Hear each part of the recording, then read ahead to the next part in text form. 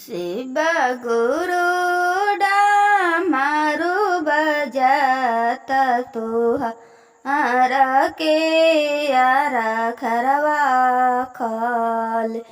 शिव गुरु के डमरू हाथने ले डमरू बजे लागी बड़ा है अच्छा।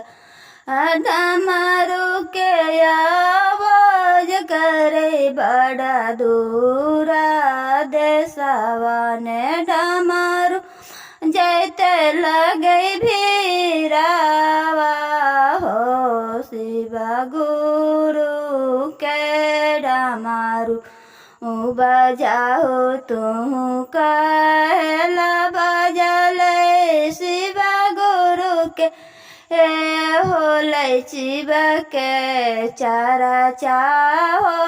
डमरू बजेवे सब ई घरवे दुर्वा ने डमरू बजे लगी ना कैसे बजिया डमरू शिव गुरु हमारा से ऐया बड़ा दानी बनिया डमरू बजाई के।